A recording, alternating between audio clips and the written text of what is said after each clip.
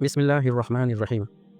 Audience, آج ہم سیرت رسول صلی اللہ علیہ وسلم کے واسطے سے ایک نئی سیریز شروع کرنے جا رہے ہیں جو محمد صلی اللہ علیہ وسلم کی سیرت پر ہوگی۔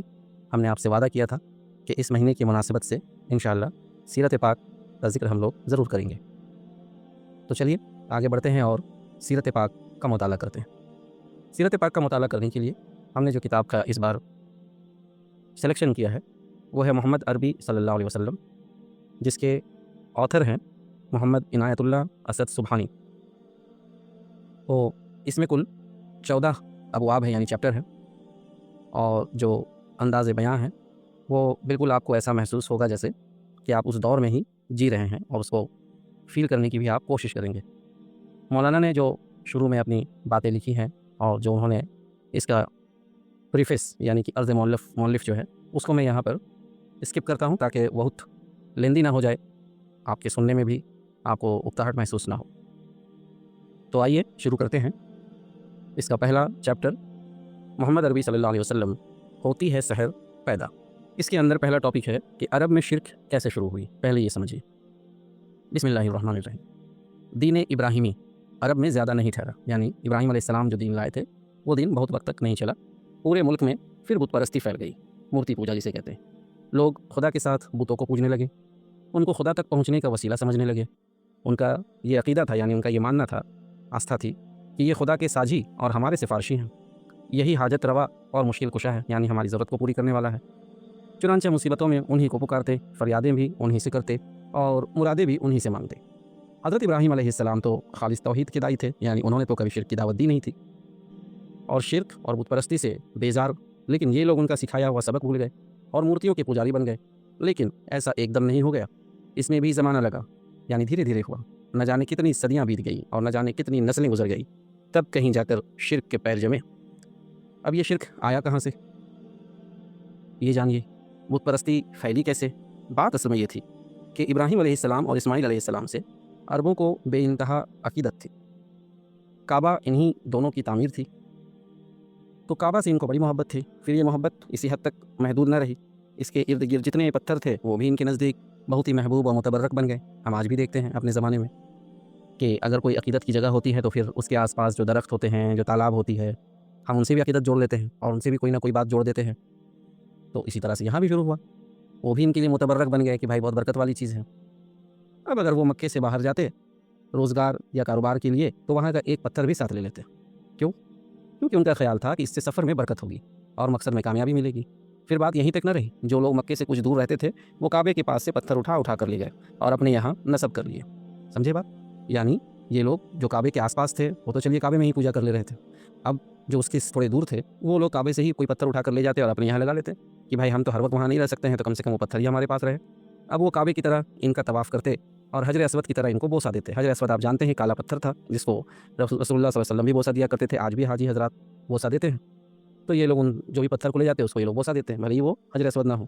تو اس طرح وہ عقیدہ جس کے خلاف حضرت ابراہیم علیہ السلام نے زندگی بھر جہاد کیا تھا، عرب میں پھر لوٹ آیا۔ کیسے آیا شرک، سمجھ گئے؟ پھر ایک بات اور تھی جس کی وجہ سے یہ عقیدہ اور تیزی سے پھیلا، اور وہ کیا تھا؟ آتش فشاں پہاڑ۔ آتش فشاں یعنی جوالا جسے کہتے ہیں، والکینو۔ تو آتش فشاں پہاڑ پھٹتے تو لاوے کی شکل میں جو پتھر نکلتے، ان کے بارے میں یہ ان کا ماننا تھا، تصور تھا کہ یہ ٹوٹے ہوئے تارے ہیں جو آسمان سے زمین میں آ گئے۔ یہیں سے وہ پتھر مقدس سمجھے جانے لگے، پوتر سمجھے جانے لگے، کیونکہ بعض قومیں تاروں کی عظمت کے قائل تھے، ستاروں کی پوجا کرتے تھے، اس لیے ان میں خلاق عالم کی قدرت کا جلوہ تھا، تو اس کی طاقت اور عظمت کا پرتو تھا۔ چنانچہ جن پتھروں کے بارے میں انہیں گمان ہوتا یہ ستاروں سے ٹوٹے ہوئے ہیں، ان کو بہت متبرک سمجھتے، یعنی کہ برکت والے سمجھتے اور بے انتہا تعظیم کرتے۔ پھر عظمت کا یہ تصور اور آگے بڑھا اور اب ان کی پوجا بھی ہونے لگی۔ اب تک تو اسے برکت کے لیے لے جا کر رکھتے تھے، اب پوجا شروع ہو گئی۔ نسلوں پر نسلیں گزرتی رہی، یہاں تک کہ یہ عقیدہ بالکل پختہ ہو گیا، کئی نسل گزر گیا۔ اب کوئی بھی پتھر مل جاتا جو خوبصورت اور سڈول ہوتا، یا جس کی ساخت میں کچھ نیا پن ہوتا، یا کسی مخلوق کی شکل سے مشابہ ہوتا ہے، کسی جانور، مچھلی، بندر یا اور بھی کسی سے تھوڑا میچ کر جاتا، تو اس کی عظمت ان کے دل میں بیٹھ جاتی اور وہ اسے پوجنے لگتے۔ پھر ایک قدم اور آگے بڑھے، اب وہ پتھروں کو خود تراشتے، اپنی پسند کے مجسمے بناتے، یعنی جس بزرگ یا دیوتا سے چاہتے منسوب کر دیتے اور جو دل چاہتا ان کے نام رکھ لیتے۔ پھر ان کو ایک جگہ نصب کر کے پوجنا شروع کر دیتے، عقیدت اور محبت میں ان پر نذرانے چڑھاتے، ان کے نام کی منتیں مانتے۔ ان کا خیال تھا اس طرح وہ دیوتا اللہ کے یہاں سفارش کریں گے، بگڑے ہوئے کام بنا دیں گے اور آخرت میں ان کا نجات کا ذریعہ ہوگا۔ अब आप गौर कीजिए, थोड़ा सा मैं यहाँ रुकता हूँ और आपसे डिस्कस करता हूँ कि क्या लेसन मिला हमें, कि हम इन लोगों ने अकीदत और मोहब्बत, यही तो था बुनियाद में, इस बुनियाद पर इन लोगों ने अपने आप को कहाँ गिराया, तौहीद से शिर्क में चले गए। आज भी हमारे सोसाइटी में अकीदत के नाम पर, मोहब्बत के नाम पर हम हक़ को कबूल नहीं करते।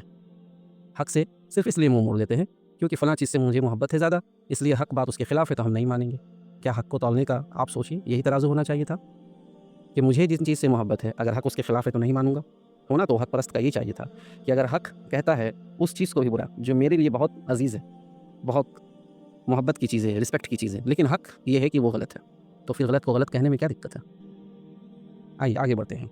मक्के में सबसे पहले जो बुत दाखिल हुआ, अब मक्का में पहला मूर्ति आएगा, है ना, क्योंकि अब तक तो पत्थर ही का चल रहा था मामला। तो पहला बुत जो दाखिल हुआ और फिर खाने काबा के सामने नस्ब हुआ यानी लगाया गया, उसका नाम था हुबुल। क्या नाम था? हुबुल। इसको लाने वाला शख्स कौन था? इसके लाने वाला शख्स अम्र बिन लुहै था। अम्र बिन लुहै ये कहीं सफ़र कर रहा था, रास्ते में एक मकाम से गुजरा, देखा लोग मूर्तियाँ पूज रहे हैं, इसको बहुत भला मालूम हुआ, इनसे कहा एक मूर्ति हमें भी दे दो, हम अपने यहाँ ले जाएंगे, हम भी इसकी पूजा करेंगे। लोग बखुशी तैयार हो गया, वो मूर्ति लेकर मक्के आ गया। इस तरह से मूर्ति की एंट्री हो गई काबा में। फिर रफ्ता रफ्ता खाने काबा के पास और मूर्तियाँ आ गई। इनमें दो मशहूर मूर्तियाँ इसाफ़ और नाइला ये भी थी। ये चाहे जमज़म पर नसब थी, चाहे जमज़म जिसको हम आब जमज़म आजकल कहते हैं, तो वहीं पर इसको लगाया गया।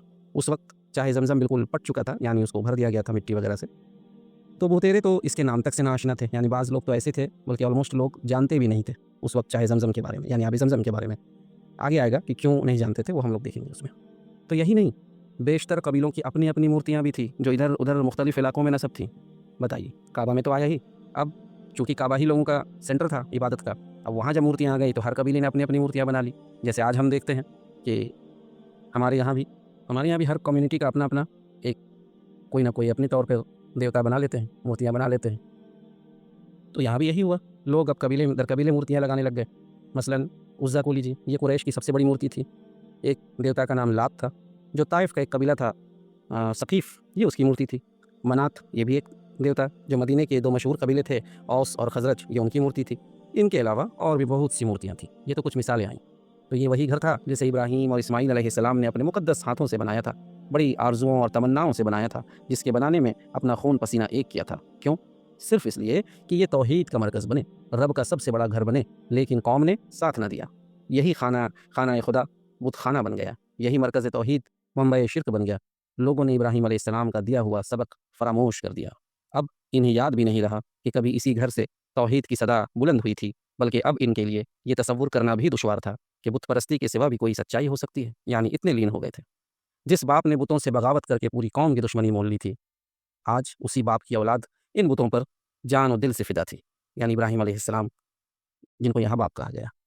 तो चैप्टर 1 का एक टॉपिक आज हम लोगों ने मुकम्मल किया। इसके अंदर और भी टॉपिक हैं जो अगले वीडियो में होगा इंशाल्लाह, इसलिए कि ये ज़्यादा लेंदी ना हो जाए और आपका ज़्यादा वक्त कंज्यूम ना हो, बल्कि आप जो है वो इत्मीनान के साथ थोड़ा थोड़ा करके सीरत नबी सल्लल्लाहु अलैहि वसल्लम को जानते जाएँ। तो आज हमने इस टॉपिक में जो देखा वो हम लोगों ने देखा, एक बार रिकॉल कर लेते हैं कि अरब में शिर्क की शुरुआत कैसे हुई। फिर हम ये जाने कि अरब में शिर्क आया कहाँ से। आगे हम लोगों ने ये जाना कि शिर्क धीरे धीरे जो मराहिल उसके आए, शुरू में पत्थर, फिर मूर्तियाँ, मुजस्समे कैसे तराशे गए, बाहर से कैसे आए, फिर मक्के में सबसे पहला बुत किस तरह आया, और कुछ ऐसे बुतों के नाम जाने जो उस वक्त मशहूर बुत थे उनके। इंशाअल्लाह आइंदा यानी नेक्स्ट वीडियो में फिर हम आगे जानेंगे कि जो चाहे ज़मज़म था वो तो पाट दिया गया था कैसे, और फिर उसकी दोबारा खुदाई हुई। उसके बाद मोहम्मद सल्लल्लाहु अलैहि वसल्लम के सिलसिला रसालत की जो नुमायाँ कड़ियाँ हैं, यानी उनके ख़ानदान के बारे जानेंगे। अब्दुल मुत्तलिब ने जो मन्नत मानी थी, उस मन्नत के कारण कैसे उन्हीं के बेटे अब्दुल्ला यानी मोहम्मद सल्लल्लाहु अलैहि वसल्लम के वालिद साहब की जान मुश्किल में पड़ गई थी, वो बची कैसे। फिर अब्दुल्ला की शादी आमिना से हुई, फिर अब्दुल्ला की कैसे अलमनाक मौत हुई। इन तमाम चीज़ों को हम लोग इंशाअल्लाह नेक्स्ट वीडियो में इसी चैप्टर के अगले उन्वान में जानेंगे। तब तक के लिए अपने दुआओं में हमें याद रखिए। कोशिश कीजिए कि ज़्यादातर लोगों तक हमारे चैनल की लिंक पहुँचे। आप उन्हें शेयर कीजिए, सब्सक्राइब कीजिए, लाइक कीजिए। अपने नए ख्वाहिशात जो कमेंट्स बॉक्स है उसमें ज़रूर डालिए। आपकी जो भी हमसे कोई अगर कंप्लेन है, शिकायत है और कुछ भी इम्प्रूव करना है तो आप अपने सजेशंस भी दे सकते हैं।